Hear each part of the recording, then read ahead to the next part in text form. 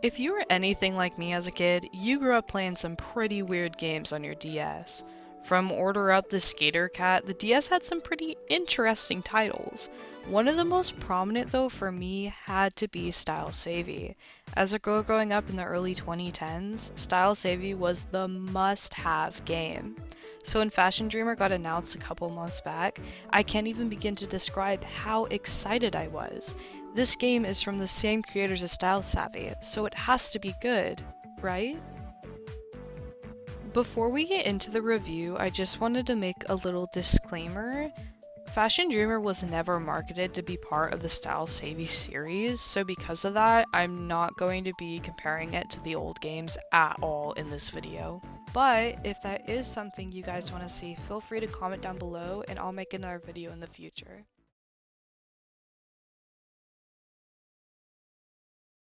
When loading into solo mode, your first quest is to make a Muse.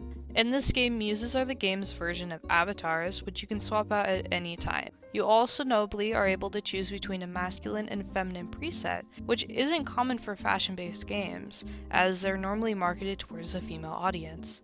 Customization in the beginning is simple enough. You can change things like face, eye, nose shape, add some skin details, just normal stuff. My only real gripe about the customization for Muses is that you can't change the color of makeup. All makeup is preset, so you're kind of just stuck with what they have. It's kind of a weird choice. I'm not sure if you unlock more makeup choices down the road.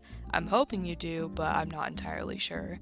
Side note, I highly recommend making your Muses as tall as possible because they just look really funny next to the normal sized characters.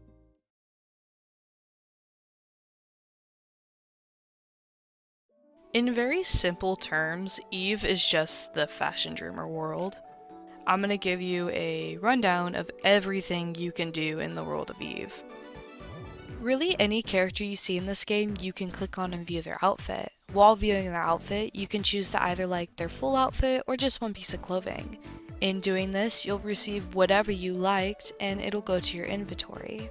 This is important because this is the only way in the game to receive outfits besides liking items at the pop-up area. If you choose to talk to the characters instead, you're met with some pretty basic dialogue that will repeat throughout the whole entire game, so you better get used to it. But in this, they'll give you requests. These requests will be specific themes that they want or specific colors that you need to use in the outfits. When it comes to making outfits, there isn't much to complain about. This game has thousands of options when it comes to items, so making any outfit is really possible. With this system though, there are a few issues.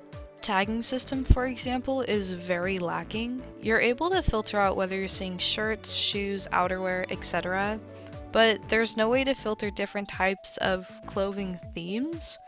This can make it very difficult when making outfits because it's near impossible to know what the game is considering, let's say elegant for example.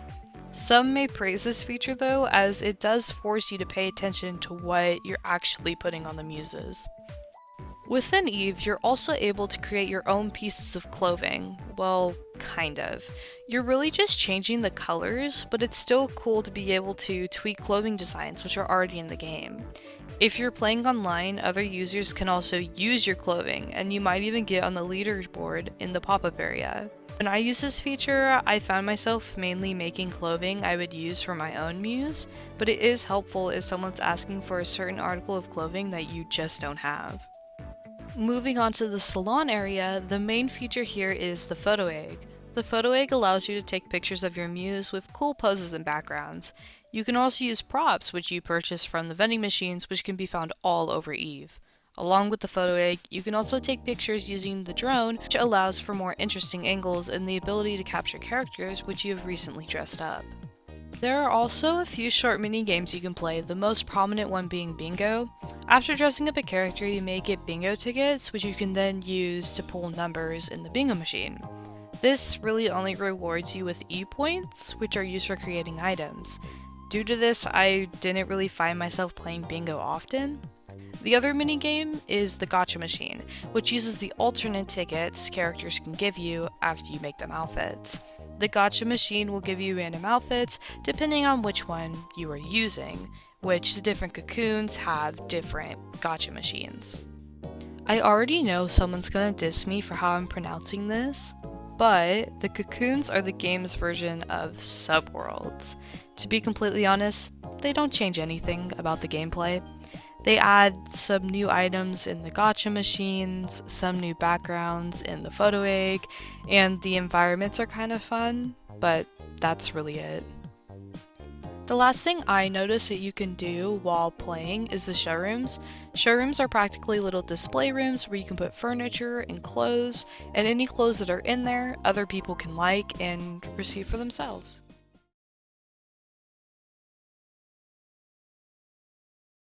I'll tell you what, the big thing I was excited for when I got this game was the story. But there isn't really one. In Fashion Dreamer, you are an influencer and are designing outfits to grow your brand. That's the story. This is probably the most disappointing part of the game. You have no rival, no issues, no end goal, nothing. Because of that, it kind of ruins the incentive to keep playing. If you do grow your brand, you unlock more cocoons, but as we already went over, they don't change anything about the gameplay. It's just the same thing in a different environment. You can still find fun of this game without a story, but it does taint the longevity of the title's playtime.